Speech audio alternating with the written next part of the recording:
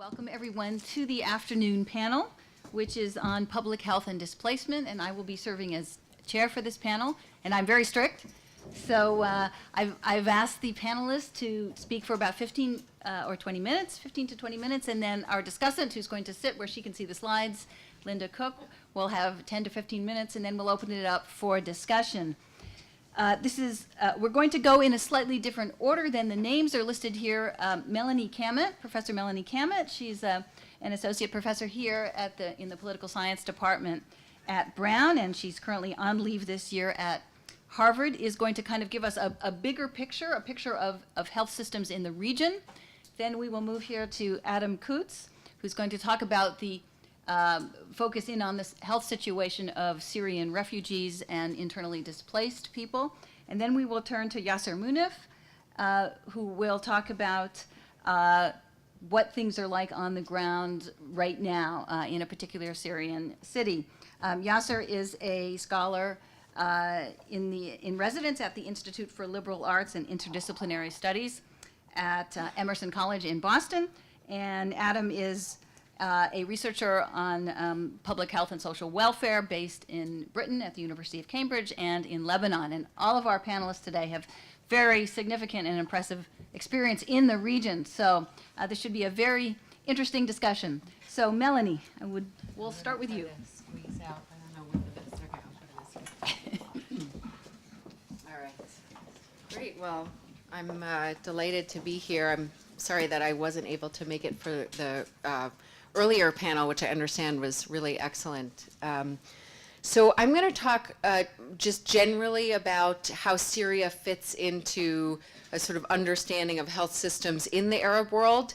And I'm going to focus on the period leading up to the uprisings. So my colleagues here will talk more about what's going on now and on the ground and so forth, just to give a little bit of context. And I'm actually doing a lot more work in Lebanon now, and I will just say before I get started that recently I'm working on a project with some collaborators in Lebanon on the quality of primary health care in the Arab world. We're piloting some surveys in Lebanon, and we recently, after months and months and months, finally got research clearance from the American University in Beirut to go start data collection. And so I contacted the Ministry of Public Health, the director there who's kind of working with us, and he said, well, thank goodness you can't start till January because we have an outbreak of polio because of the Syrian refugees, and we're trying to contain that, so we couldn't actually start working with you on this project right now. So as you well know from the discussion so far and what my colleagues are going to talk about more, this is a major humanitarian crisis with regional implications. So I want to talk a little bit about welfare state development, the politics of welfare state development in the region, and focus in on Syria, and just give a very broad brush picture, which may be familiar to some of you. Basically, a lot of people write about social welfare as part of an authoritarian bargain in many different countries in the Middle East, you know, a sort of an authoritarian social contract where governments provide for populations in return for political quiescence. And, you know, there's some problems with that picture for sure, but I think, you know, there's some validity to it as well. But regardless of the politics behind how welfare regimes, or why welfare regimes get constructed, in the first decades after independence across many countries in the region, there were major gains in human development manifested in mortality rates and literacy rates and all those standard indicators. And really unbelievably impressive gains and huge social mobility across the region, which some people have linked to the uprisings indirectly in the sense that social mobility came to a screeching halt, at least since the 1980s. So you saw in the first decades after independence, welfare regime construction across the region, and Syria is part of this story, especially in the 60s and 70s. And then, and public welfare, I would argue, was part of a state and nation building project, in some cases quite explicitly used to sort of construct a sense of national belonging. And then across the region, at different periods, roughly ranging from the 80s to the 2000s, with retrenchment and so forth, you saw a rollback of the welfare regime. And I think there's very little hard data out there now that shows this, but we all know it was happening, and that data is coming out now. And so a lot of programs that were put in place were either dismantled or more likely were subject to something we might call policy drift, where they weren't officially dismantled, but they were sort of unraveling and not being, and governments were not reinvesting in programs. And, just to give you a concrete example, we see across the region that there is this public health infrastructure in terms of clinics and so forth, and in many countries, Syria included, you are constitutionally guaranteed a right to health care. You can go to a health clinic and get health care in a public health facility. But in practice, what happens is the doctor doesn't show up, or they don't treat you, or there's no medicines left, or the equipment is broken, or they send you to their private clinic in the afternoon. And this is not only happening in the Middle East. Linda Cook has actually documented this in the former Soviet Union. One of the points I want to make is there was, again, this real investment in public welfare, Syria included, and what was behind this was big government spending with real, initial decades, real tangible improvements in people's lives. And if you can see on this chart, the top bar is the Middle East. I made it in the bold lines, and government spending as a percentage of GDP was much higher in the Middle East than in other regions, and that's a big part of the story. So different kinds of welfare regimes got constructed, and Syria is often classified as one of the redistributive republics where sort of populist policies were implemented, and part of the legitimating ideology of the state, this social transformation and social mobility, and more populist policies were implemented. So that you did see very real gains in human welfare, which I'll show you in a minute. And this is often contrasted to other types of countries in the region, especially these monarchies like Jordan and Morocco that always had a less populist, more conservative ideology. They didn't tie their legitimacy explicitly to redistribution and popular welfare and so forth. And then other sort of arrangements as well. I mean, the oil monarchies are in a class by themselves because they have so much darn money they can keep spending on their citizens. So I think it's interesting, though, if we look at some of the data to see where Syria fits in terms of health outcomes and also health inputs, to see whether it really, if this classification really holds up, and whether Syria can be categorized as a country that invested a lot more in popular well-being. Can you just pass me my water? Thank you. So let's just look at some of these outcomes, because I think we can tell a kind of interesting story when we look at Syria in comparative perspective. And again, I'm going to focus on the period up to 2011. I'm not going to get into what happened afterwards. So infant mortality rates. If we look at infant mortality is a really good sort of basic indicator of health outcomes, and it's also often viewed as a good proxy for state capacity, state effort as well. So if we see declining rates of infant mortality, it's not just that sort of general environmental conditions have improved. The state has really made an investment and an effort in improving infant mortality rates. And when we look at this, Syria looks pretty good, right? It started off at a fairly high rate and came down and is on par with a bunch of other countries. I picked some countries, some neighboring countries that have relatively similar income levels here. And I think also we know that income is an important factor here that's correlated with all kinds of health outcomes like infant mortality. So I think it's also important to look at where Syria fits vis-a-vis other countries in terms of GDP per capita when considering how well it's done on all of these indicators. And so this is data from 2010, and I specifically picked 2010. Why? Because it's right on the eve of the uprisings. And on the bottom axis, the label got cut off. You see infant mortality rates, okay? as measured by per 1,000 live births. And on the y-axis, on the vertical axis, you see GDP per capita. And you see that Syria, again, does pretty well on infant mortality. It has pretty low GDP per capita when compared to other countries in the region, and a pretty low infant mortality rate. So, there's literature that's coming out now, especially, and I know Adam is quite familiar with it, by various public health experts on Syria arguing about public health outcomes, and a number of, I don't know if pro-regime is too strong of a word, but folks who are not as likely to criticize the regime have been writing that, oh, Syria's done amazing things over decades in improving health outcomes. The government really made major gains for the population. And it's these sanctions that are really crippling the country, without mentioning that there's something else going on, like war, and that the government is heavily involved in it. But anyway, so I think there is some legitimacy to their claims in the sense that you can see that Syria has done pretty well on some indicators, like infant mortality, as when you adjust even for its GDP per capita. Immunization rates, looks like Syria has done pretty well. Also, I mean, you can see Syria is the black bar in each decade. So each of these clusters of bars is a decade. And Syria is the far left bar, and it started off pretty low vaccination rates, and made some serious improvements, although those started to lag.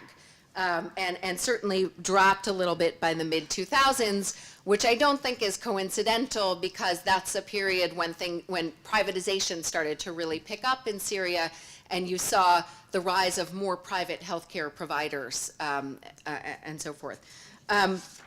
And again, when we look at this with immunization rates against GDP, actually, it looks like Syria does a little bit worse than might be expected on immunization, given that other countries that are poorer or on similar income levels have done better. So it's a mixed sort of public health picture, and I think it gets even more mixed if we start to look at more indicators, which we'll look at now.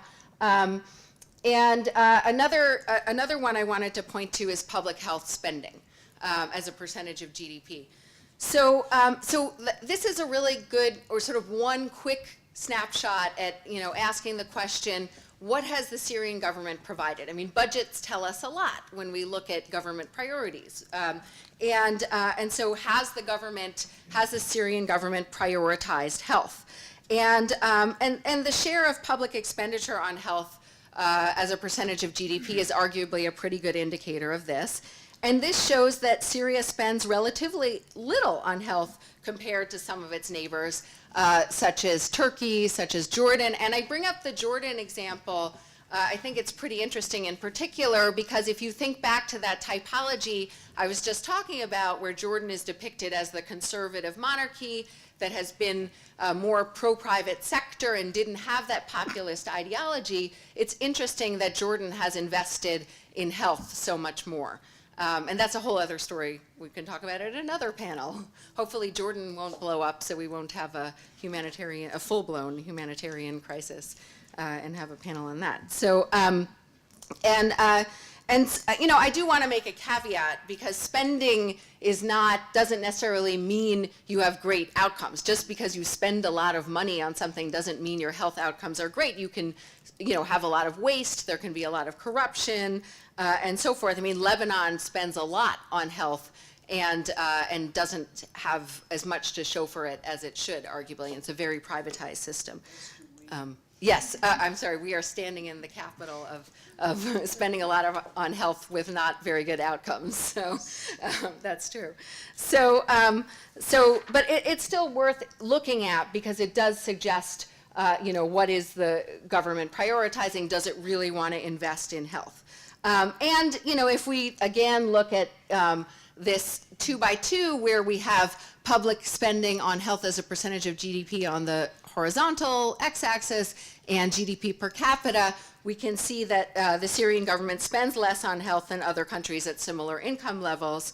And it's interesting, because it's spending less than countries then Morocco and Egypt, two of the poorer countries in the region, and Yemen, which has long been classified as a low-income country on par with sub-Saharan African countries, has similar levels of public spending on health. This is 2010 again.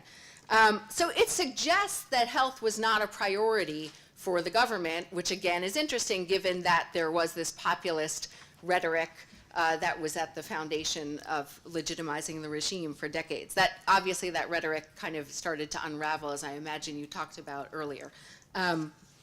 And it's not, a lot of reports on health in Syria have made this observation as well. If you look at some of the WHO reports on Syria, World Health Organization reports, they often say, oh, we held these meetings with these Syrian government officials. This is prior to 2011.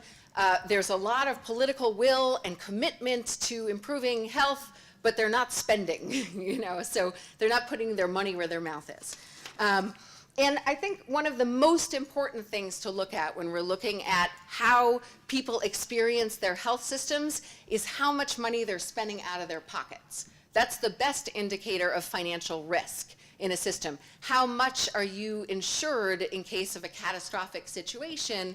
How much do you have to spend out of your pocket? And we know, not just in the Middle East, but the world over, when you are not insured and you're poor or even middle class and you have a catastrophic health system, you drop down into poverty. So this is something that's very tangible and very immediately important and felt directly by people and families.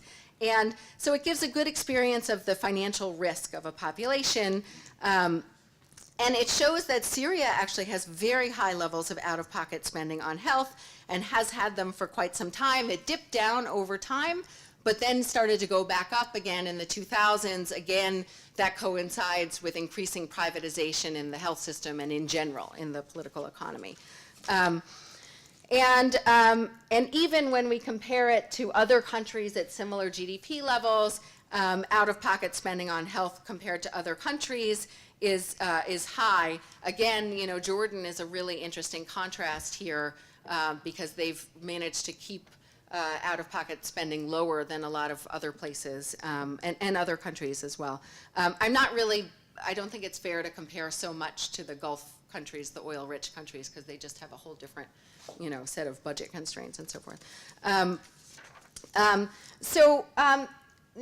mentioned that the public sector has been very important historically across the Middle East. In the economy, in many Middle Eastern economies, virtually all of them, Lebanon being something of an aberration. And when we look at health infrastructure, this is reflected in Syria, which has had constructed a public health system, a health system that was largely dominated by the public sector. And one way it's very, very hard to get information on sort of indicators that measure the share of public versus private in the health sector. Even for OECD countries, it's hard to get this kind of information, like what percentage of hospital beds are public versus private, or what percentage of clinics are public versus private, and so forth. But there was some information out there, and this is from roughly 2004 for Syria and Jordan. And so it shows that the public sector has played a pretty big role in the Syrian health system when we measure it by sort of hospital beds, which is an important indicator.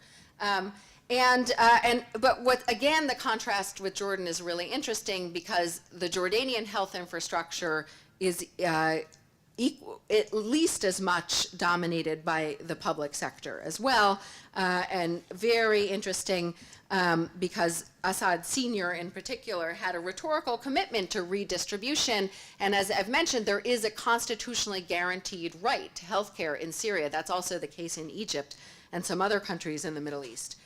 And yet the state in Jordan, which is a liberal monarchy, seems to be has been putting more emphasis on this.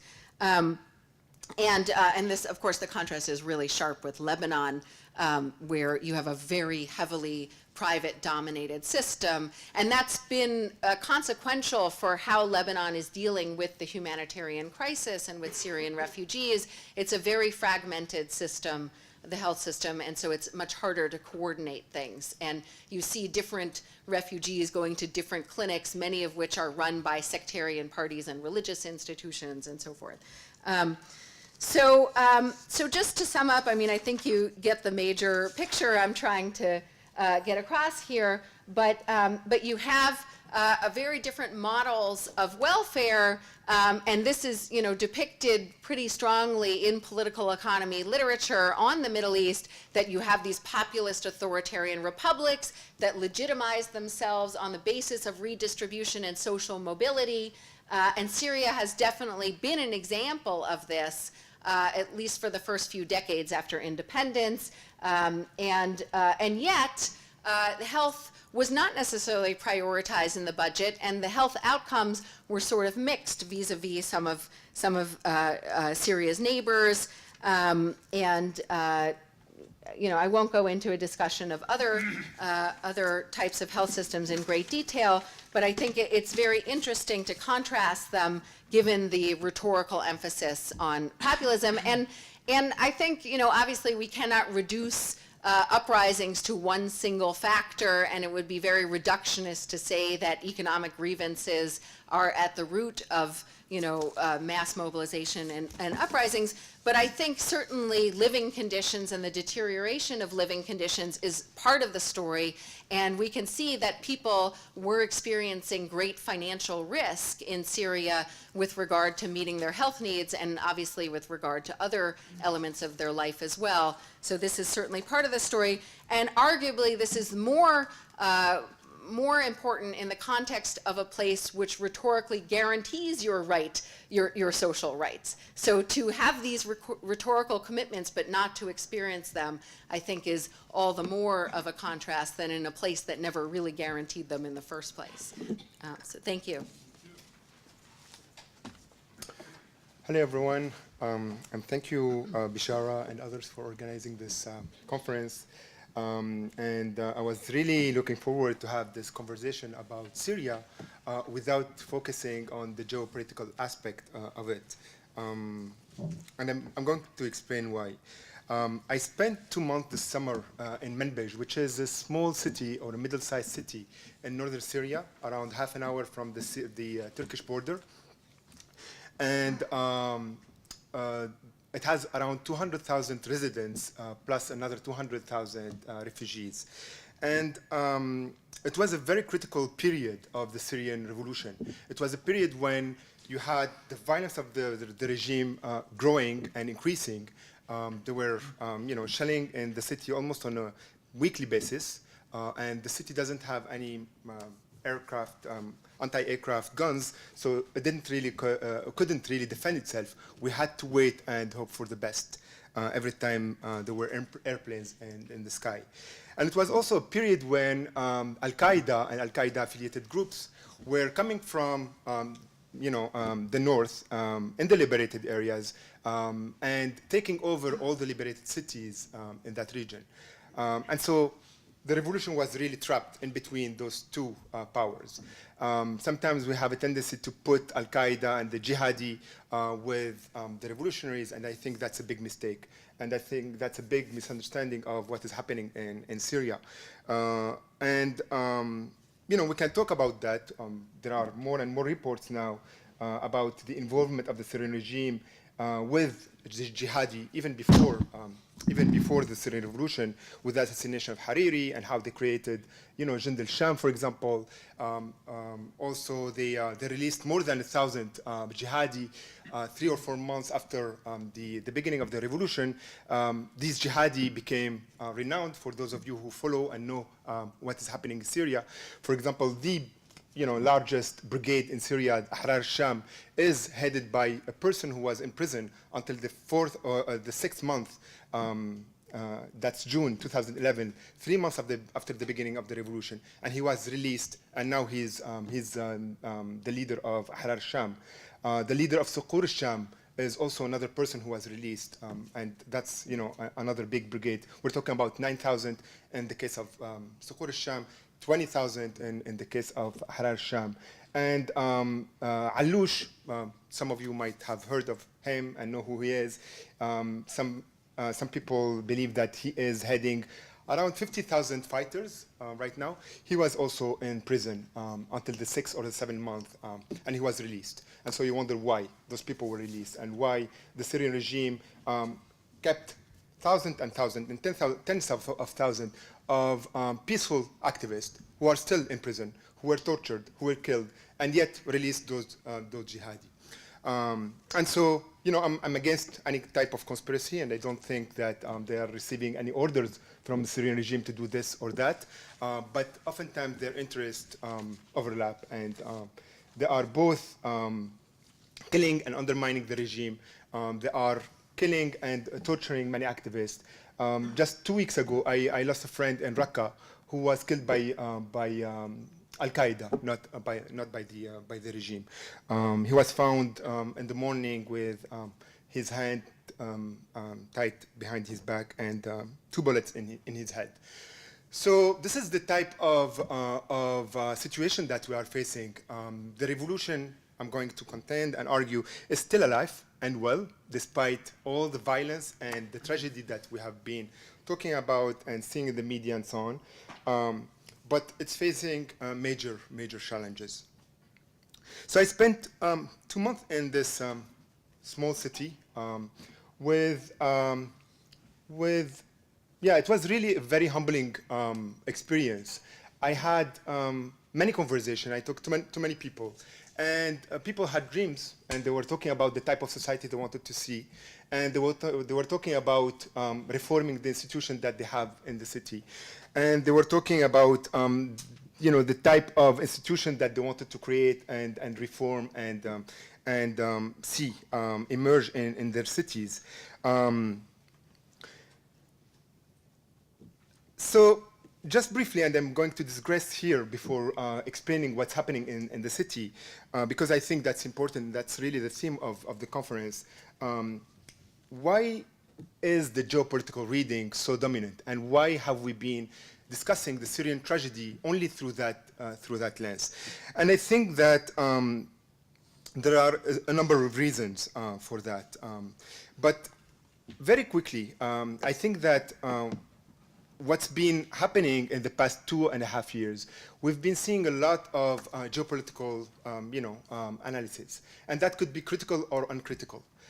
We've been seeing a lot of political economy kind of examination or readings, and we've been seeing a lot of humanitarian kind of work being done. And in the case of the first two analytical frameworks, the geopolitical and the political economy, it's a very top-down kind of approach. And therefore, you don't see the lives, you don't see the suffering, you don't see the emotions and sentiments and the dreams of the people who are living in Syria.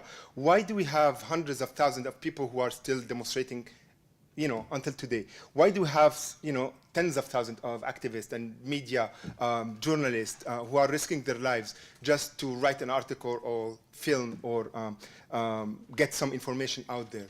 And I think that the reason why is because they believe there is an ongoing revolution in Syria. And the third type, the humanitarian approach to Syria, I think is sometimes misses the point because it doesn't give any agency to Syrians and see them only as victims who need help. And I think that's a problem.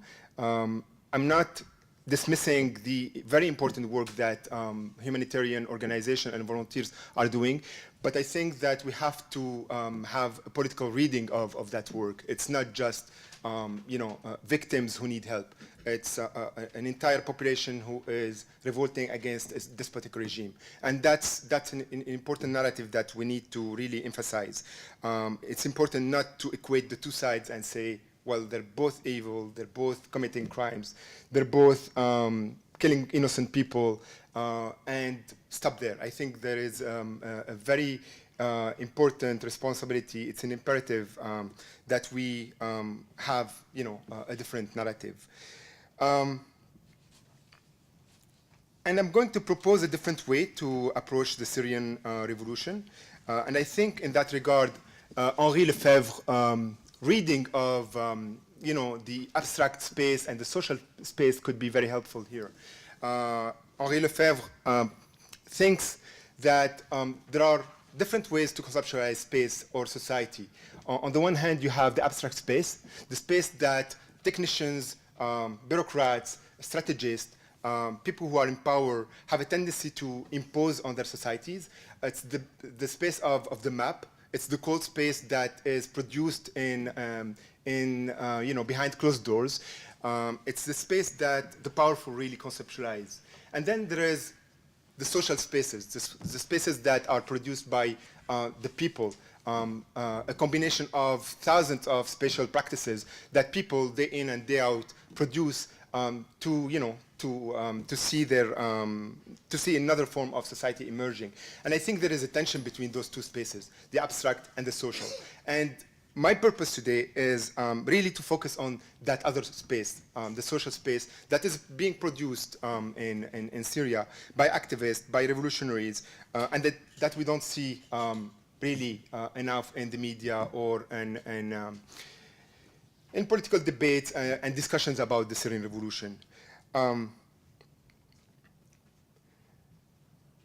The geopolitical reading of the revolution has been dominant, and I think we could really identify at least 5 or 6 different layers of that geopolitical reading, and they don't necessarily overlap. Different states have different interests, and they are trying to further them. And I think one reason for that fragmentation, one reason for why do we see so many players in the region, I think that's really due to the declining power of the U.S. In the past, the U.S. used to have a certain agenda or policy, and local players, regional players didn't really have much choice whether to follow that or not. But now there is a lot of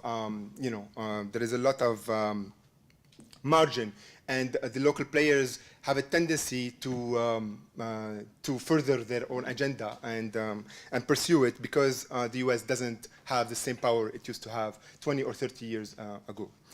So the first layer, the first geopolitical layer, is the one we have seen, and it's really the dominant one between Russia and the US. The second one is the proxy war between Iran on the one hand and Israel and Saudi Arabia on the other.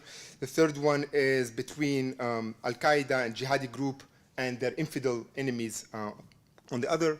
The fourth one is between the Kurdish autonomous movement and the Salafi and the Turks on the other.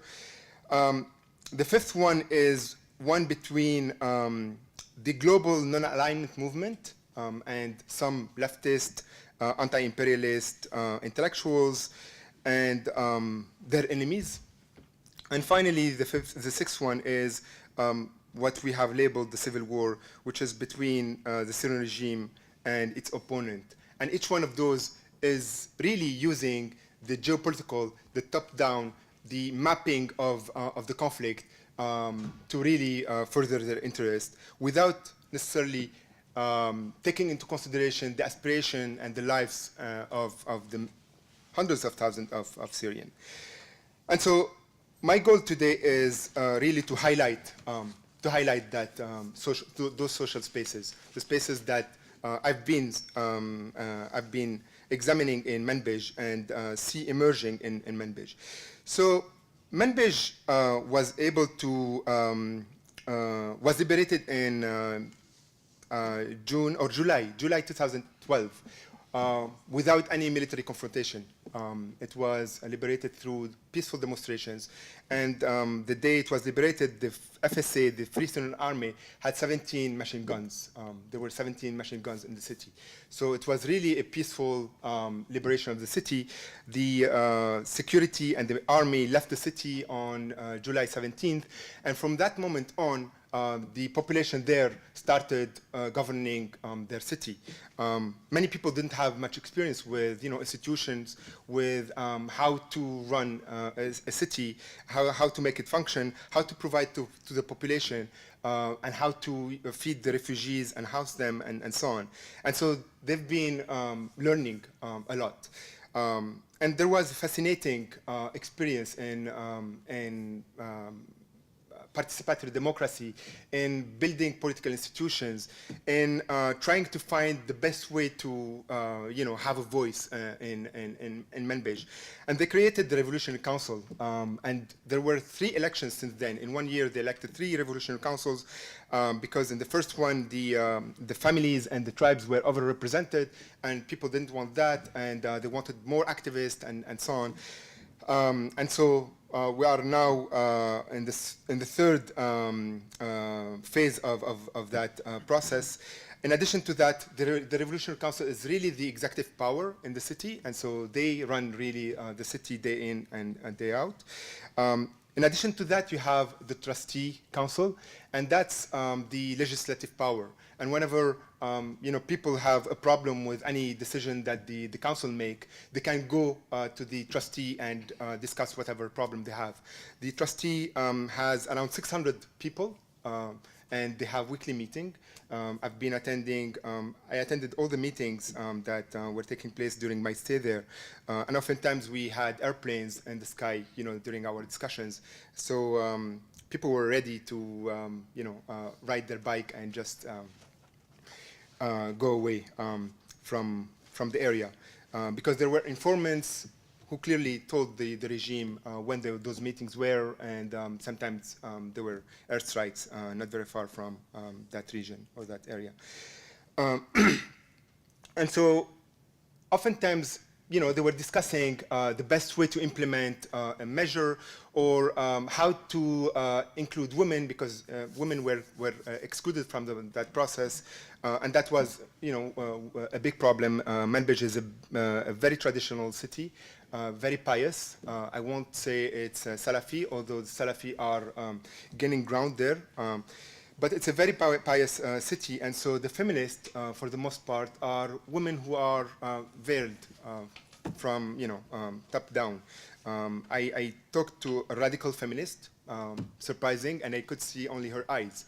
And so, this is also to give you a taste of things are not necessarily translatable. We can't really transpose the Western framework to Manbij or Syria. This woman was telling me that she wants to invade the Trustee Council, and she wants to have a voice there. And it's true that she's pious, and she's wearing those traditional clothes, but she believed that women should be represented in the council and should be there, and so on. And so, in addition to the political process, the most important dimension or the most important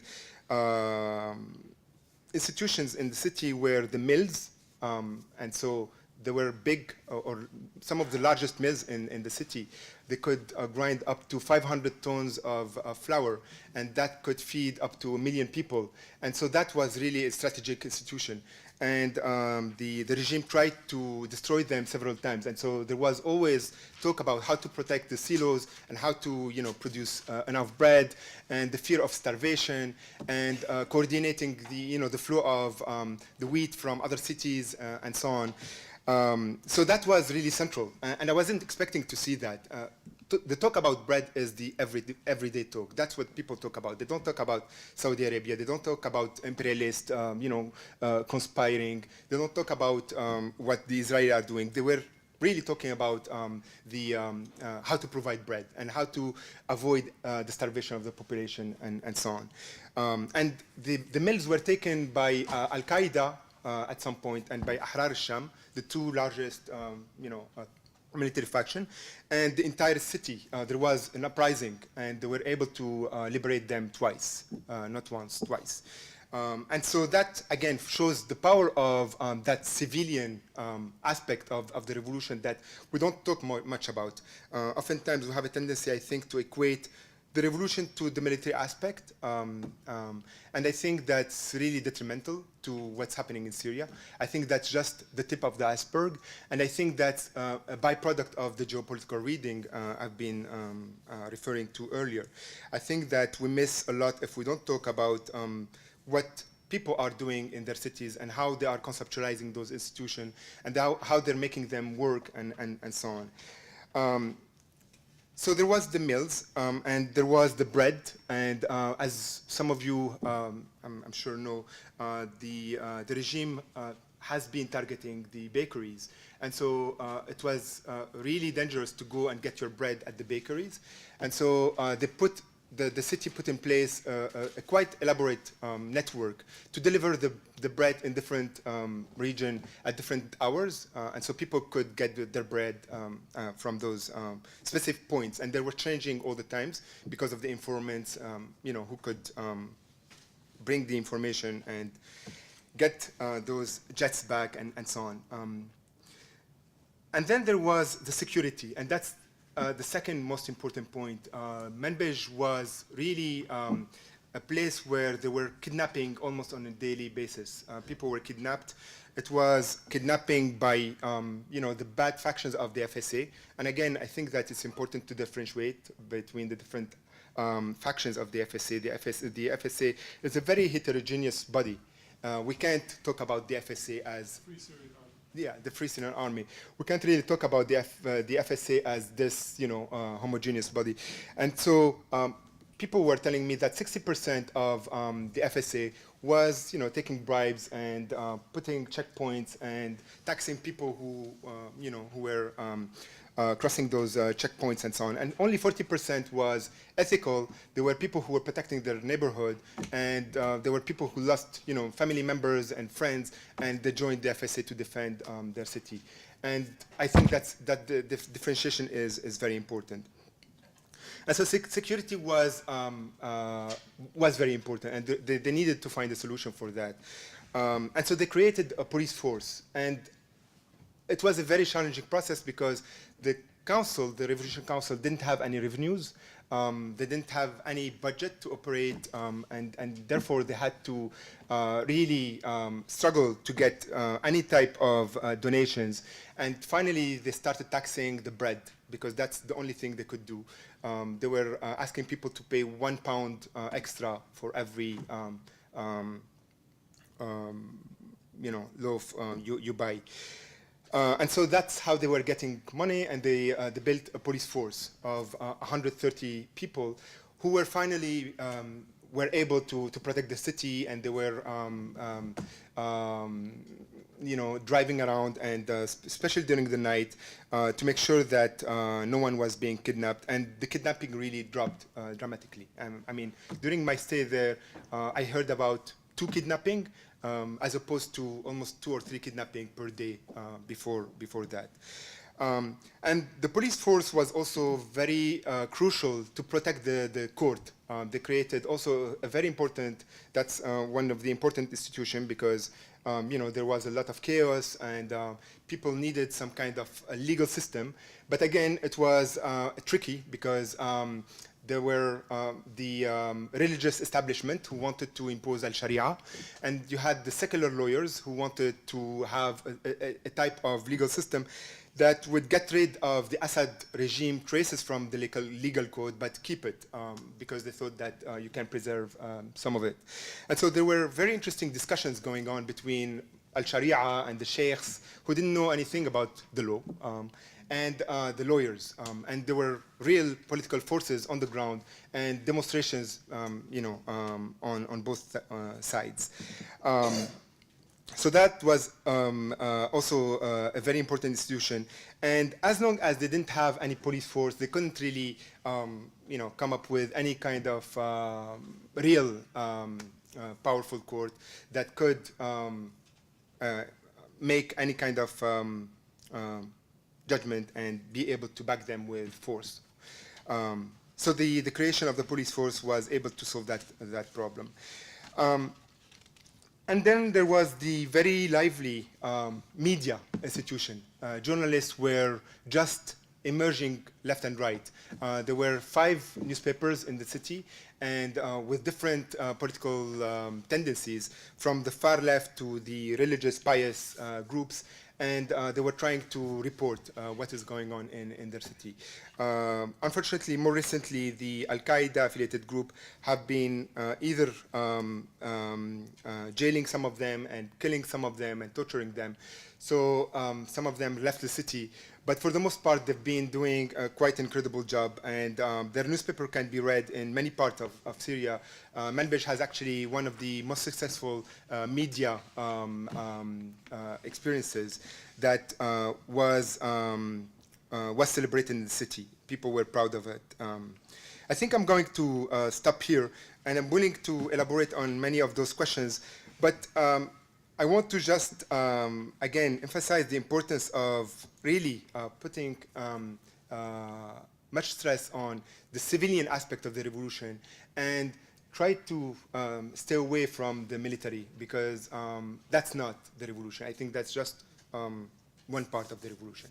Thank you. Thank you very much, Yasser. We've now heard some very grim presentations and perhaps a slightly bit more hopeful presentation. I would like to invite Linda Cook to come up now. Linda is a professor of political science here at Brown and an expert on social welfare systems, and she's going to offer some comments, and then we will open the floor to everybody. Okay, so we started out this conference with the assertion or the observation that the conflict in Syria is ongoing with no end in sight, and we heard a lot both in the first panel we heard a great deal about the regional and international actors who, from a kind of amoral, self-interested perspective, have an interest in the perpetuation of this conflict, will benefit from it in various ways, and seem irrespective of its humanitarian costs. Also from Yasser Munif, we heard a list of at least 5 groups or duads within the region itself who have an interest in the perpetuation of this conflict. And so it seems there are a lot of actors, political interests that are really benefiting or see a self-interest in having the violence go on and very little concern about its humanitarian costs. But in the second panel, particularly from Adam and Melani's presentations, we also heard about some actors and some interests that at least want to provide some relief or want to do something to mitigate the suffering and the costs imposed on civilians.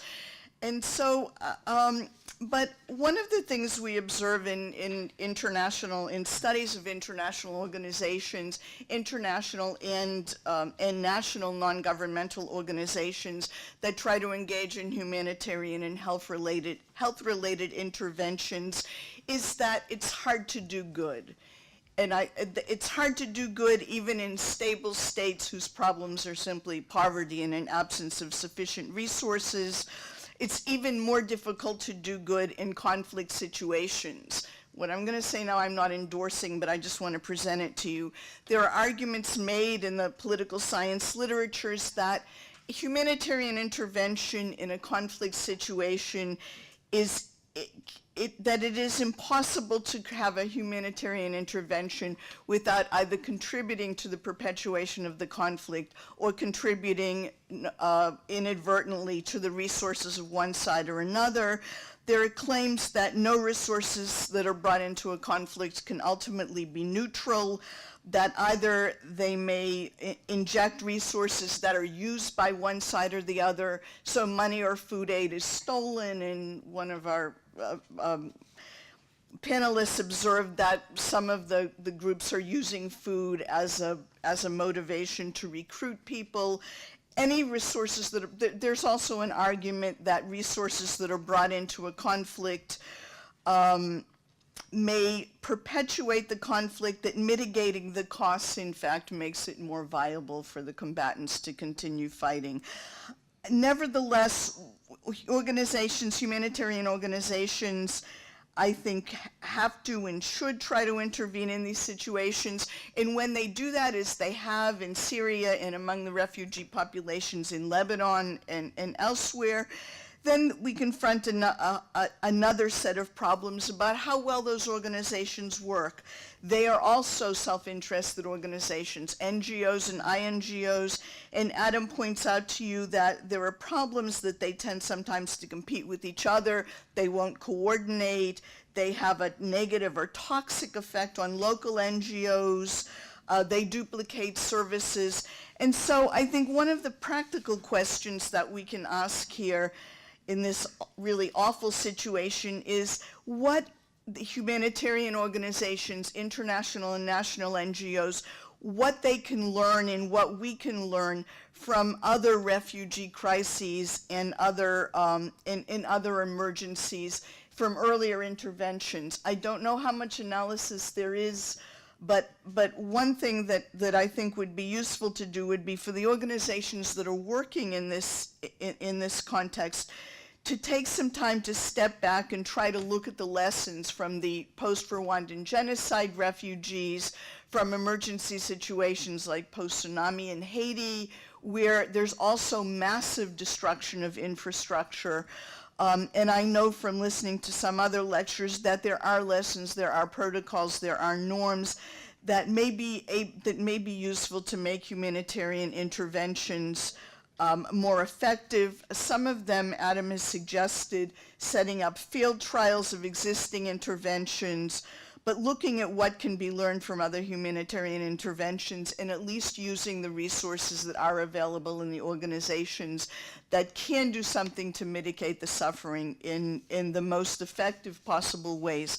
Also, I think from Yasser Munif's presentation, the other thought that I had was the people in the town that he describes. It's clear that they have enormous capacities.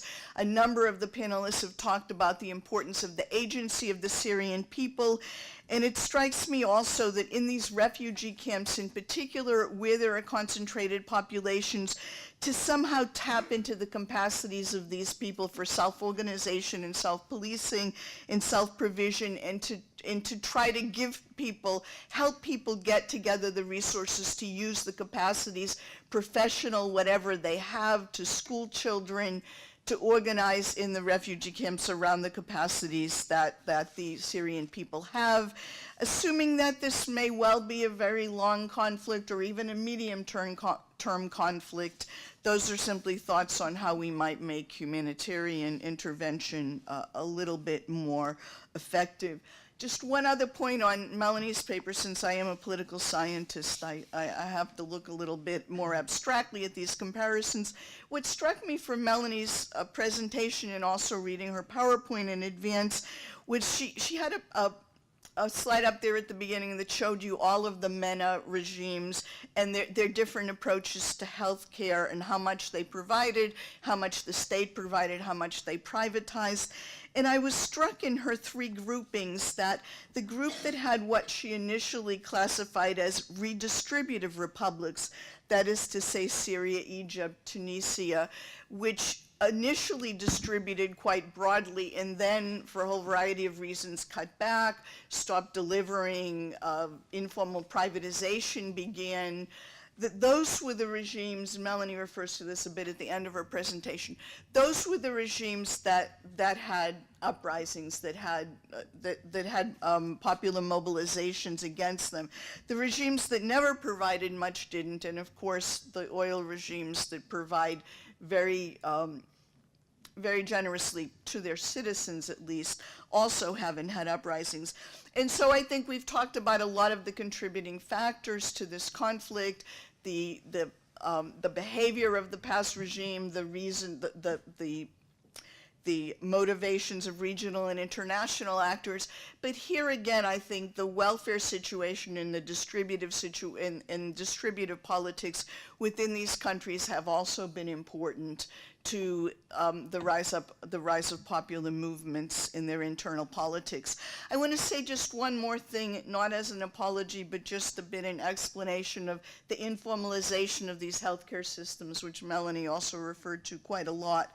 What I've seen happen in my former Soviet Union cases, and I think the situation is similar here, is that when states do develop very broad public health care systems, when they set a goal of doing that and they create a constitutional guarantee of universal access to health care, and they create lots of facilities, and then for whatever reason, because their economies decline or because they choose to spend in other areas, they begin to starve that large sector of resources.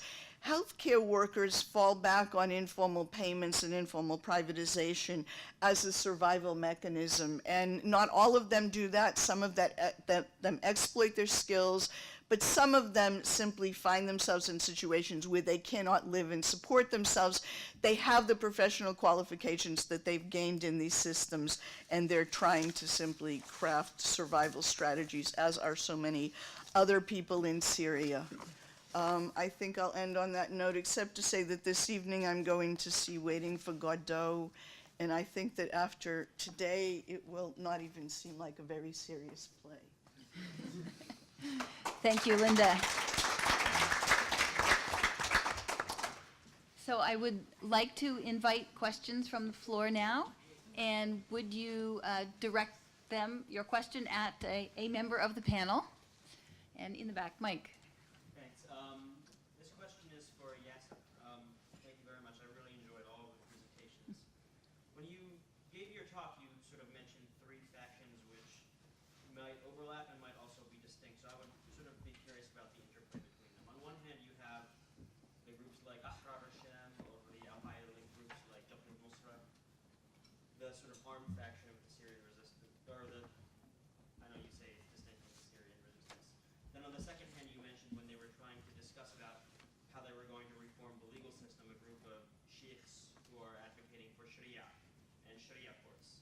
And then finally, when you were talking about the religious demography of the city, you said that although it's not a Salafi city, the Salafists are gaining the upper hand. So I was wondering if you could talk a little bit about the relationship between these three groups, the extent to which they cooperate with one another, and then just sort of a side note, I recently read I guess not recently, like a year ago, an article from a journalist who had visited Aleppo, and they said that a lot of the Free Syrian Army revolutionary courts had lost a lot of legitimacy because they were vindictive and vendetta courts, and because of that gap, the al-Qaeda-linked factions were able to gain legitimacy with their Sharia courts, which were perceived as being more fair. So,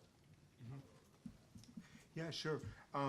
So I'll start with the court, and the court has been also going through different reforms. So there was a very interesting discussion between the sheikhs, and when I was talking about the sheikhs, I'm talking about the traditional Muslim in the city. They're not necessarily, pro Al-Qaeda or the other Salafi. And actually, the Sufi movement in the city is very powerful, like in many other areas in Aleppo as well. And part of that Sufi is actually split. Some of the Sufi are going to the Salafi groups, and others are part of the traditional Islam. And so one of the problems is that those big group, Ahrar al-Sham and Al-Qaeda, have their own court. They have their own legal system. And it's a very invisible system. So the trial is behind closed doors. You don't hear about it. You don't know anything about it. They just simply tell you that they found that this person is guilty and they're going to execute him, or it's mostly him, in the public space. And the reason why they do that is to scare the population. For example, when the city was liberated in Raqqa and Al-Qaeda took over, there was a number of pro-regime prisoners, and so they wanted to execute all of them. And there was a big campaign to just save some of them. I think only one Christian person was saved. The other were killed. They disputed them in different villages to make sure that they have as many people see the execution. And the purpose for that is obviously to scare the population. So that's one of the problems. There is a tension between the central court, the court that's really backed and supported by the local council in Manbij, by the Revolutionary Council. And then there are the court that belong to Ahrar al-Sham and Al-Qaeda. And sometimes there is a lot of competition. Some of the residents don't really believe that the court, before the police force in Manbij, could really do anything. Because even if they decide something, they don't really have the power to back it, to back their decision. So they would go to see the Ahrar Sham or Al-Qaeda. Someone stole my car, someone did this, and they would take matters in hand.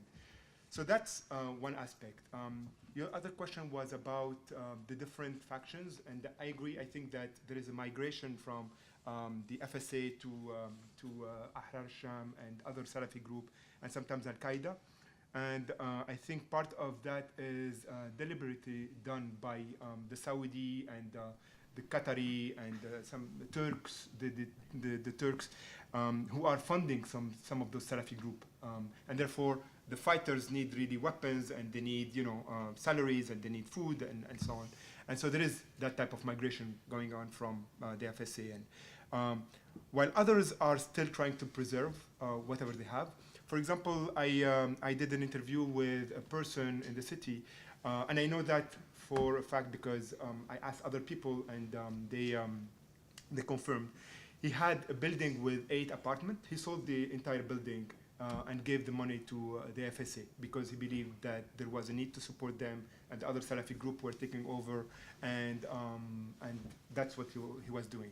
So there is a lot of tension and so on, but really what I was trying to do here is to shift the focus away a little bit from the military aspect of the revolution to the civilians, because I think that really that's the most important part. That's shifting the epistemic and discursive paradigm of Syrians. I mean, the way that people are thinking, the creative scenarios they're coming up with, the alternative society and institution they want to create, and so on. So that was really the focus of what I was trying to do. Manbij has around, I think, 70 or 80 different military factions, and that's a small or middle-sized city, just to give you an idea of how complex and chaotic sometimes it can be. So. Okay, to our panelists, I want to give you a chance to respond to Linda's comments, but first maybe we'll take a couple of questions and then come back. Yes. A question for Adam. I was in Beirut, I guess it was a year ago, and I was hanging out with a friend of mine who was bureau chief for a U.S. paper, and she was doing a story about the refugee crisis. And she was, so I was at her place, and she was making calls, preparing for a trip to go down to the south, to, not the south, a city on the coast, to kind of do a story about the situation there. So she called the mayor, and she said, we want to come down, I want to get an interview about the crisis. And he said, oh, we have no refugees. And so then she called the head of a local political party, or the head of a political party in this particular town, and she said, I'm coming down, I want to do a story about refugees. He said, oh my God, they're crawling, they're everywhere. It's this major problem, I'm happy to speak to you. And then she called an NGO and said, we're coming down, and they said, yes, they're everywhere, but they're not in any one place. They're in people's homes, they're renting the flats, they're all over the place. So I'm curious, from your experience, that was a year ago. So is there now, is there a better sort of, are the talking points coming closer together at this point? Because it's undeniable. And you have major political leaders calling for the creation of a list, of official recognition of the severity of the crisis. So I'm just curious about how much closely aligned the narratives are. I don't think it's changed much in 1 year. It's still pretty chaotic, and nobody knows what exactly is going on. We know which NGOs are working where, but we don't know what their coverage is, who they're serving. So the situation's still chaotic. In the back? Yep. I have a question to Yasser. I'm wondering if you can elaborate on the political imagination. I mean, in Manbij, when you were saying they are talking about what kind of society they want, is it fragmented? So to build on the fragmentation question of Professor Tumani, or do they really have a national imagination in Syria? They want a state after the revolution, a state after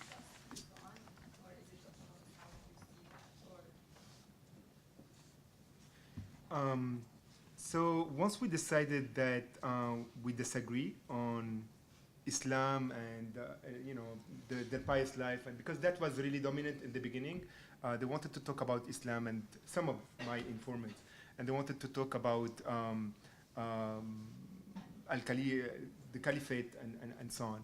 Once we put that aside and we started talking about concrete institutions and the type of democracy they want to see put in place and so on, I think the discussion were really fascinating.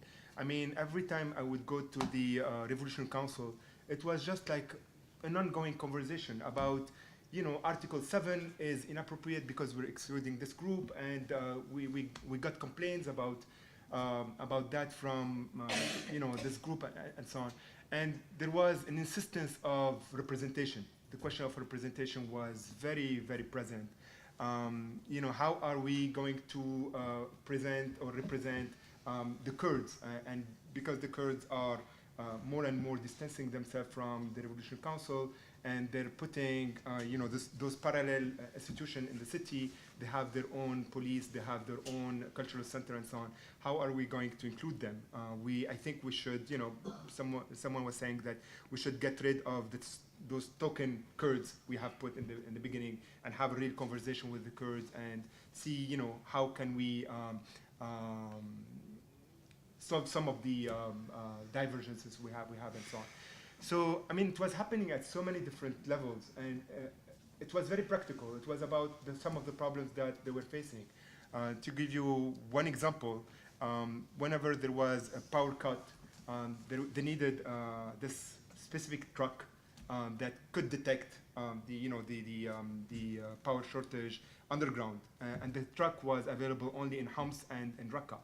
And so, although those two cities are liberated and they are pro-revolution, there was a lot of competition and tension between the rebels, because the truck was, very expensive, and the government would easily target it. And if they lose it, it's a major problem for the city and the future of electricity in that city. And so they were not necessarily willing to lend it to Manbij. And so there was some power game going on. Manbij said, well, if you don't lend us the truck, then we're not going to give you flour. And, you know, the conversation was, I mean, one of the problems I found out is that the democracy I saw was working to a certain extent well at the level of the city, but coordination between the different cities was much more challenging. And so, you know, there was a need for a power that goes beyond the city to coordinate between those different liberated cities, and that was not available. And that's why you could see tension between, you know, Manbij, who was producing the flour, and Raqqa, for example, who has the truck. And so there was, they were exchanging whatever they had, but after some kind of power game. So, for example, Manbij would not deliver the bread for a few days until they heard back from Raqqa, who was willing finally to send the truck, and the bread was delivered. And same thing with water, and same thing with the legal system, because Manbij didn't have enough place for the prison. The prison was targeted by the regime few months earlier, and several prisoners were killed. And so they didn't have really a very safe place for the prison, and so they wanted to send their prisoners to another city who wasn't accepting that. I mean, that type of really practical conversation, trying to solve those everyday problems. Yes, I mean, like, do they imagine, again, after the end of this crisis, a Syria that is like old Syria, or they want just like confederation, or this is what I meant? Because Salwa Ismail talked about like a recreation of the state, but it's a different state, the recreation of the Syrian identity through the revolution, but it's not the nation state. So I was wondering, what did you have? I mean, very briefly, I think you're right. There was a very deep and thorough conversation about the state on the one hand and the type of nationalism they wanted, which is very much against the Ba'ath type of nationalism, or state-centric nationalism. The type of nationalism they were talking about was much more popular, and it was trying to find connections with the nationalism of the colonial period, an anti-colonial type of nationalism. I mean, those were. Okay, Bashara. Yes, this question is for Yasser Munif. I want to follow up on what I think is really an incredible insight into what the future might look like based on your experience. The bottom line of my question is, to what extent do you have a more romantic view of what is going on, because you really believe that's what should be going on as opposed to what is really going on? And I would like to then back off that very crude statement and say, there is a question of scalability of popular democracy. And it's clearly one that works most effectively on a neighborhood level. We've seen in the first Intifada in the Palestine that the neighborhood committees really worked very well. But they couldn't work beyond much the neighborhood level. And that caused a problem of continuity, right? You can't get to the next stage. And this may relate to what Bassam said earlier about a structural problem the world over, a global problem, which is a lot of people sitting in this room who want, let's say, social justice don't feel that this party or that party represent them. There's a crisis of representation at any kind of a scalable level of people who really want change, who all agree with each other, who are probably the majority, but who can't get a word in on these scalable levels of political representation. So this is one question. The other has to do with violence. And I think it's a related question. So in the second Intifada, which was always contrasted to the first as being militarized, like in Syria, for example, it didn't start out that way. It started out just like the first Intifada. And people would link arms and they would go and walk, let's say, towards a checkpoint because they wanted to make sure. But what Israeli snipers would do is that they shoot in the head all the leaders that they knew who were probably in the front line. And then they would come back again the next day and then the next day and they would kill them over and over again. And after a couple, 2 or 3 weeks of a hail of bullets, then it became militarized. And of course, the powerful military party always wants to militarize a conflict because they can win it. And at the same time, they can destroy the civilian opposition. Are you trying to say that the regime has not succeeded in this strategy? Are you saying that Manbij is like the norm everywhere? Or have they really succeeded in this strategy? So the interesting thing about Manbij, and I'll start with this, is the city was really neglected by the regime. It was really marginal. It wasn't really strategic. It's in the middle of nowhere. It's a desert. And that was really what saved the city. You don't have any military base around Manbij. And therefore, the city was not destroyed like other cities, like Raqqa, or the fact that it was marginalized was actually good news for them. And so they didn't really necessarily experience the type of violence you could see in Homs or in Dar'a or in Aleppo. And therefore, my view might be skewed, or I might not necessarily. I saw other people in other cities, but people were not embracing the type of violence. They didn't see the type of massacres and genocidal violence that other people in other cities saw. The question of representation, I think, is a bit unfair because, yeah, the Syrians don't have the best political class. I think it's a disaster that we're represented by those people. I won't name names, but you all know who they are. But the crisis of representation is global. I think. I mean, who has like better political class? I mean, the U.S. or France or Britain or. And so I think it's unfair to ask Syrians to solve that problem when we have a real crisis of democracy, of representation, of the nation state on a global level, combined with an economic crisis. And on the question of romanticizing the revolution, I think that there is always this tension between the activist and the scholar. And I try to be reflective about that. But I think what happened in the past 2.5 years is a complete shift at the epistemic and at the discursive level. People won't go back to Syria. And they might lose this round.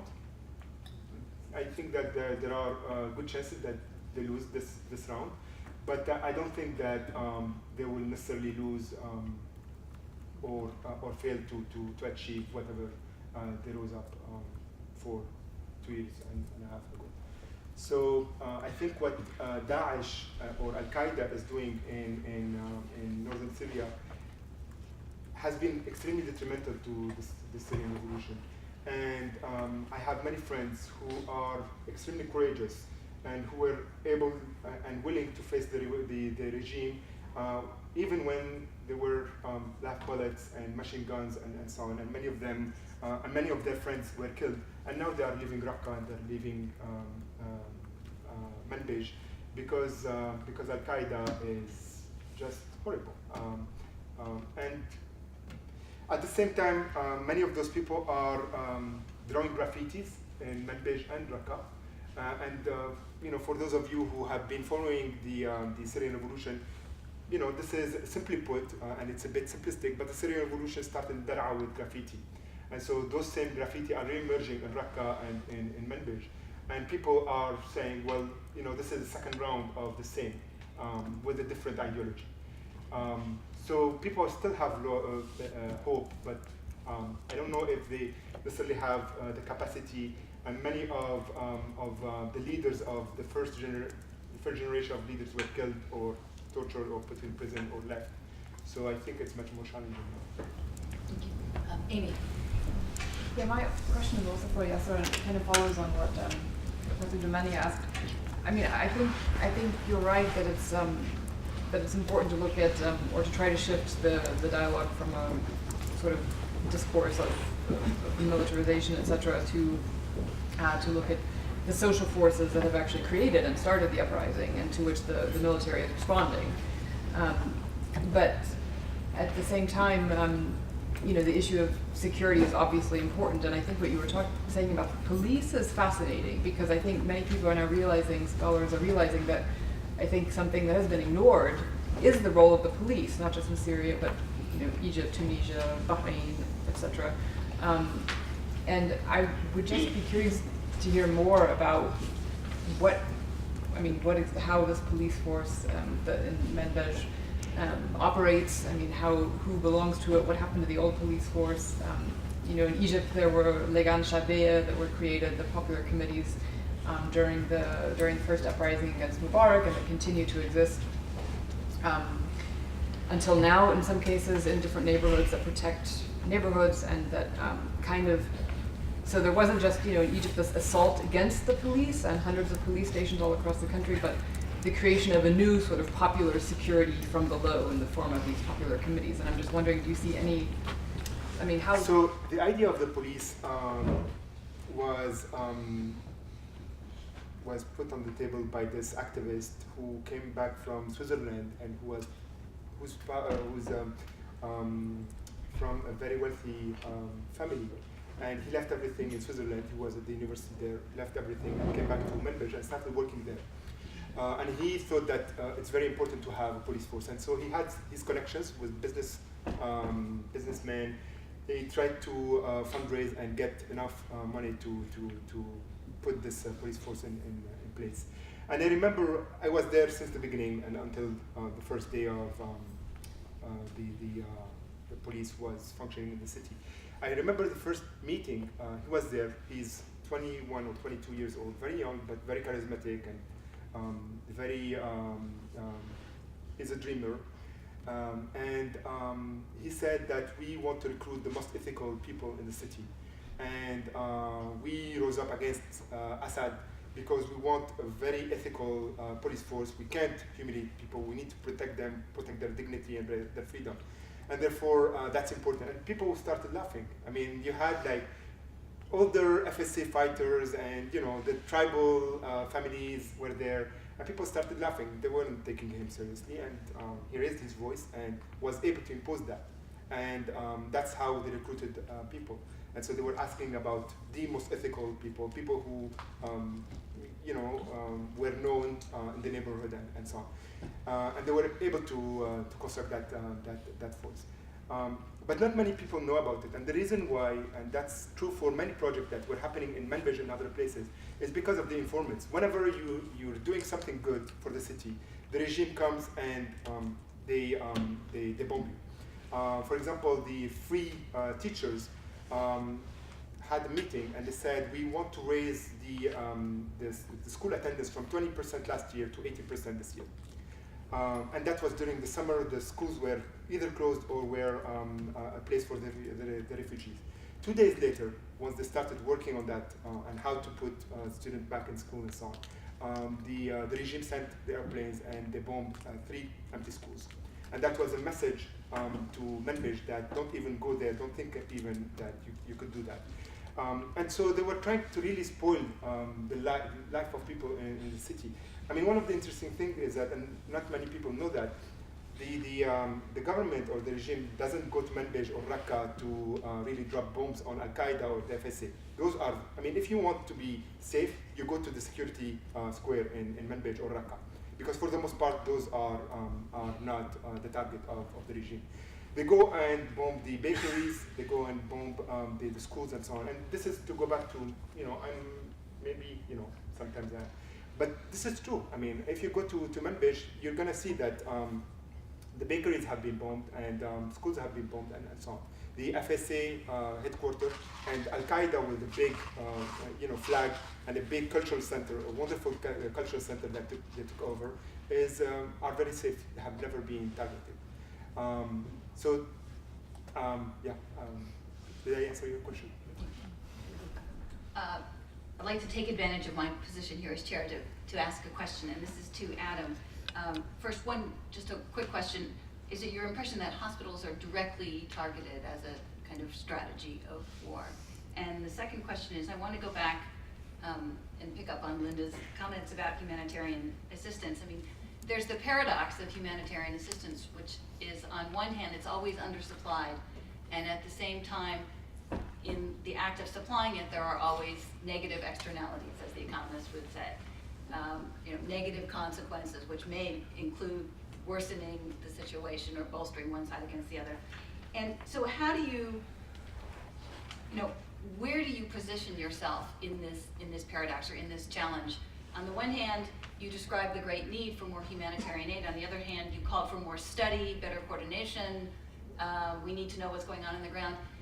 Should you supply humanitarian aid, even if you don't really know what's going on the ground, that you can't figure it out, that you don't know who's doing what where, but there's just a great need? How do you allocate your resources between sort of study and coordination versus just giving people bread?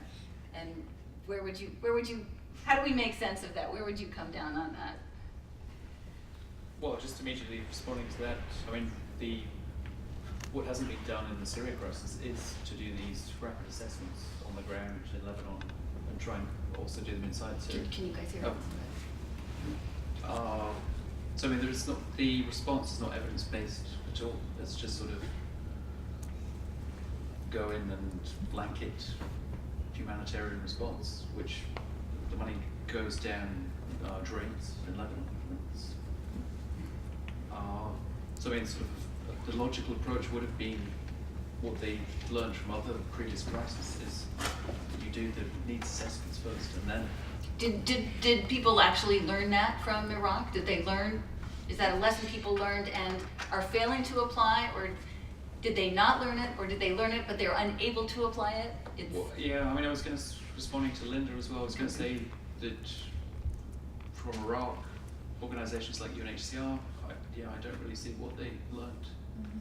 Because when you have a crisis in the region, you usually know that it's going to escalate very quickly in terms of refugee numbers because of the borders and also the geopolitical religious situation. But in Syria, they were very naive. I don't know,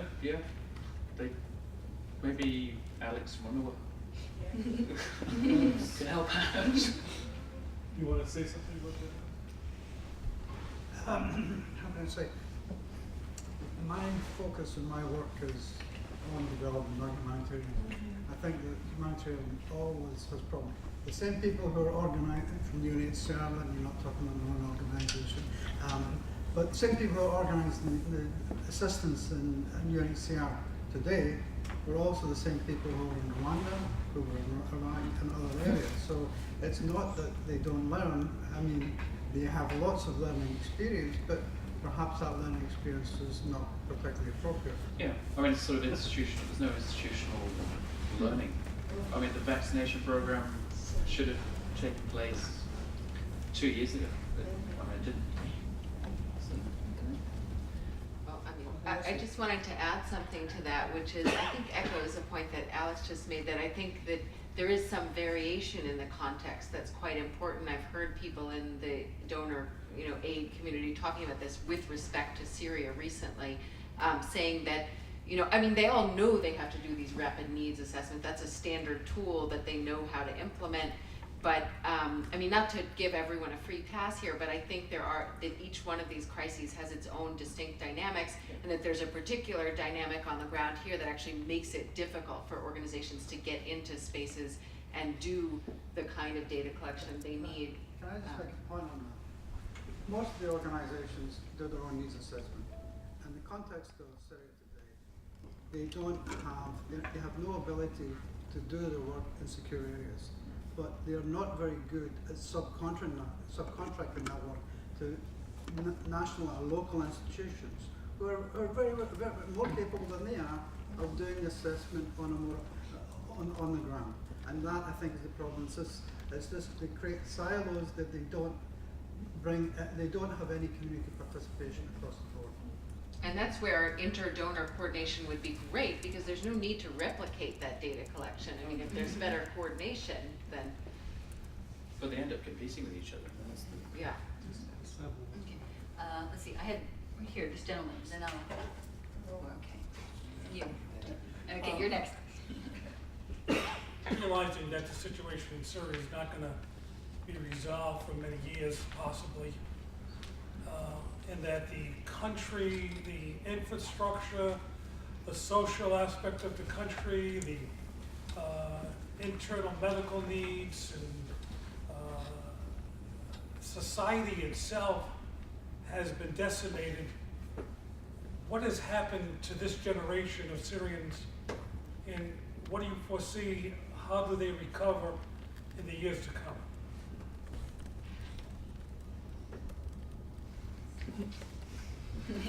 Just quickly on that, the mental health, psychosocial health issues are not addressed very much at all, considering the scale of the problem, which could be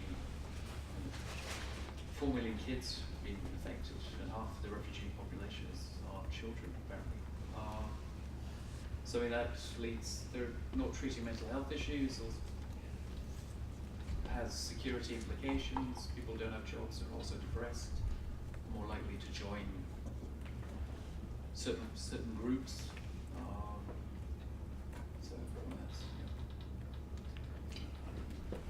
I'm going to ask a question on an issue that has not been mentioned so far, and anybody can answer this question. There was an issue that was raised about 6 weeks ago, in which there was a lot of brouhaha at that time, and then there has been the deafening silence. What is the local perception about who used the poisonous gas? The chemical Who used the poisonous gas? The Chemical weapons. The chemical weapons. We know that some of the reports about the rebels using them and producing them and so on were fabricated by the Russian, that we know. And there were reports about this fake journalist who apparently was not in Syria, and we found out that she didn't really write the article, and that her informants were linked to RT, the Russian television, in some way or another, and so on. And so we know that some of the fabrication about the rebels using the weapons were done by the Russian. Beyond that, I don't know. I have no. Does anybody have an idea? What about the Lebanese nun who saw the videos of that mass killing? Did she not? There were no mothers. There were no mothers, there were no women. Mariam Agnes. Yes. Yeah, she is, I think, a thug. Because she's been, there were different reports that's not coming from me, it's coming from the journalists who were tricked by her.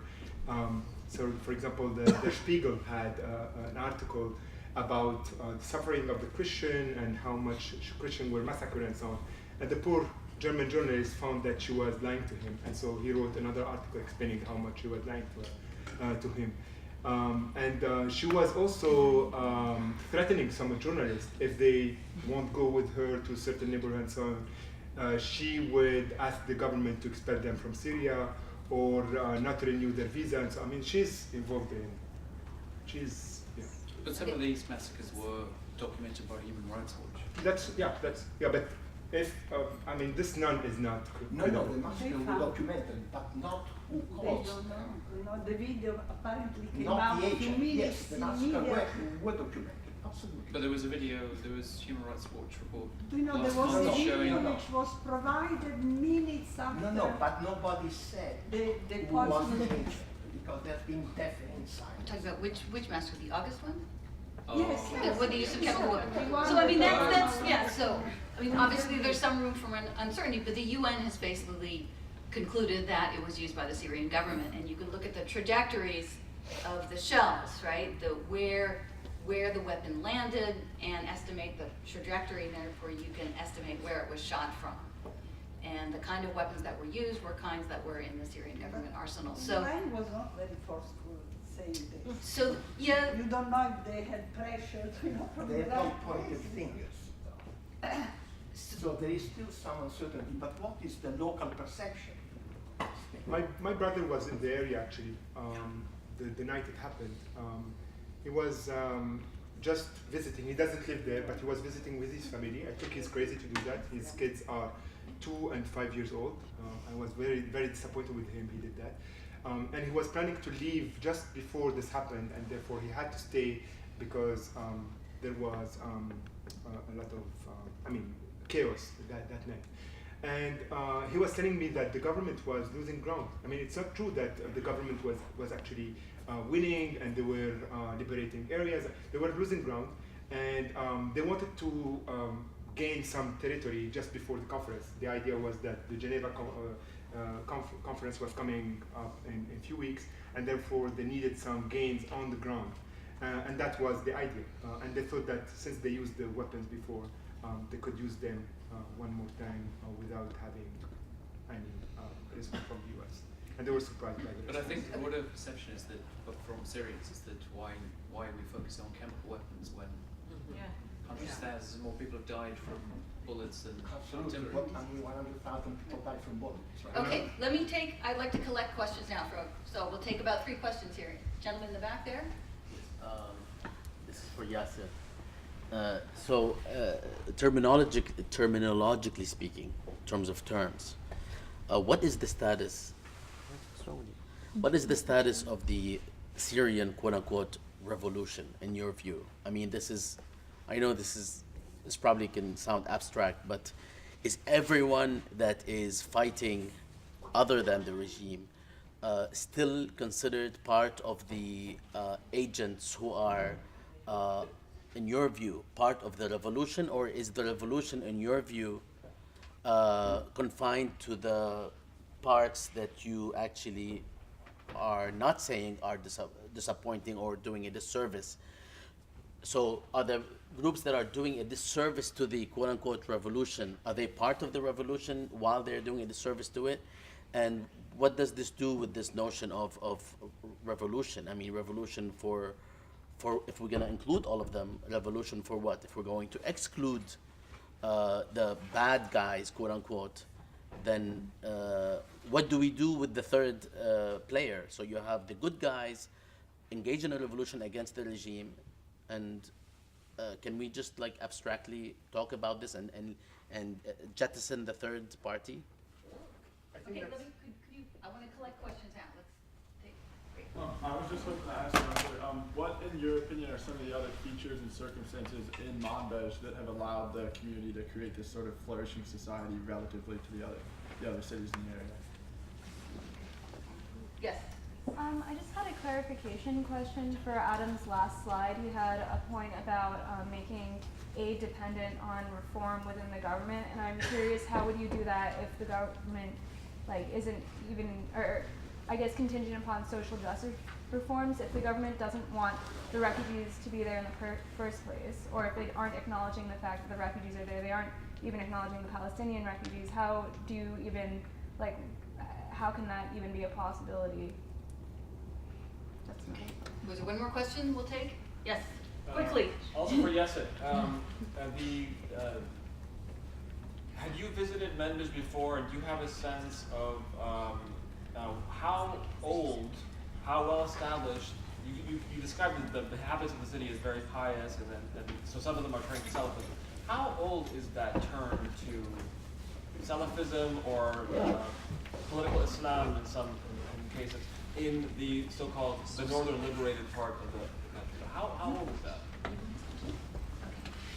Melani wants to ask Yeah, I just want to ask one quick question for Yasser. So you, in your presentation, you use the word they a lot in reference to the people that are organizing. I think this builds a bit on the question from the back here. So I want to understand a little bit about who the they is, you know, that are the organizers. And I'm trying to understand if there's shared visions, and is it a very small core? Are there factions? And the they that I understood it is obviously not pro-regime and not part of this larger Al-Qaeda affiliated groups. It's somewhat, so what is the they, and is there a core of the they, or, you know, that's what I'm trying to understand. Okay, we just have about 5 minutes left, and I'd like to give each of the panelists a chance to make some final remarks, respond to some of these questions if you like. So, why don't you start, Yasser? Maybe condense your Sure. response here. I mean, very quickly, I think that Bassam's question is very important, and I don't think we're really having this conversation. This is an important conversation that we need to have in the public sphere. The question of what is the revolution now, 2.5 years after. It's happening on small circles, and I think the assumption is, you know, the initial slogan was dignity and freedom and democracy. That's how I understand it. And according to that, I'm excluding the jihadi, the Al-Qaeda affiliated groups, because they're against that. They've been painting it on the walls of Manbij and Raqqa that a civilian state is how do you say, kufr? Apostasy. And that we have to establish a caliphate and so on. So clearly, and plus they are arresting, torturing, and killing activists who were for the revolution since day one. So that's why I'm saying that I would exclude them. I'm not excluding all the Salafi. I think some of them are willing to have the type of democracy that the Egyptian were able to a certain extent establish. So some of the Salafi were part of the democratic process, if we view that or recognize that as a democratic process. So that's how I was trying to. So when does a revolution become a civil war or something else? Or will, you know, like we can imagine developments whereby this becomes truly like a three-way or even a four-way internal conflict, and so if we say it's a revolution, how do we deal with the residue? I think I think it's a continuum, and I saw so much momentum, and people were talking about the revolution and protecting the revolution. I went to 5 demonstrations against Al-Qaeda in Manbij during my stay, and there was always the fear of retaliation and the usage of weapons and so on. So there is a real movement on the ground that's, I think, becoming important and amplified in other regions against Al-Qaeda, specifically against Al-Qaeda. People sometimes are striking deals with Ahrar Sham against Al-Qaeda. So again, that's the irony and the surrealism of the Syrian revolution. But I think I see at least three parties right now. There is Al-Qaeda affiliated groups, there is the regime, and then there is this very heterogeneous group I'm calling the revolution, with the military aspect and the civilian aspect. And very quickly, the question of how pious Manbij is, and the question of why there was so much momentum and organizing there. Compared to Al-Bab, for example, it's less pious. It's a city where you have the communist and the Syrian nationalist presence, and they're still very active in the city. I met many communists and Syrian nationalists their president, and they're talking about the secular state, and sometimes they talk about atheism and religion. I mean, few months ago, 2 months ago, they were not risking their life by doing that.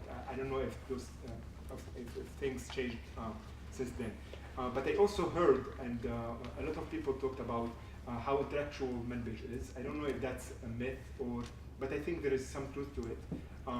How educated it is. Many people go to the Gulf and to Damascus and Aleppo to do their studies. There are so many doctors and so on. So I think that really helped have this so much a vital and vibrant social life and political groups.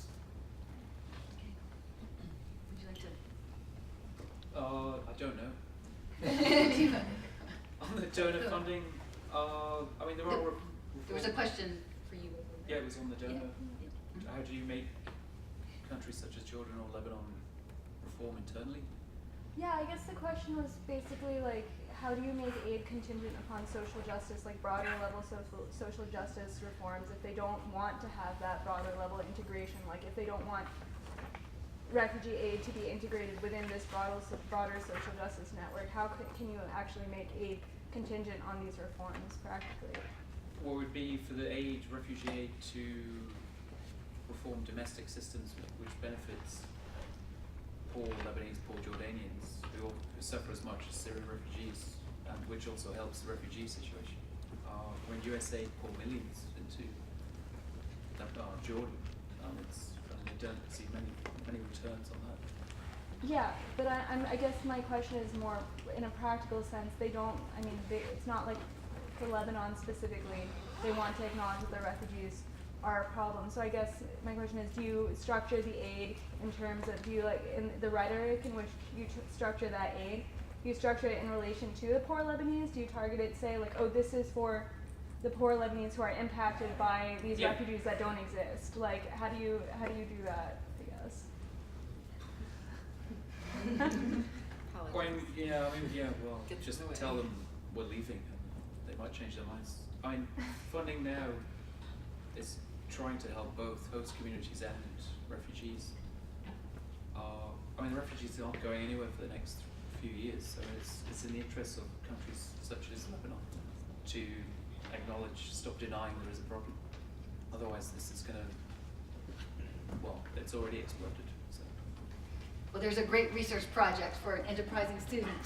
So, with that, we are at time, and I want to thank our panelists for a very stimulating discussion and the audience for a great session.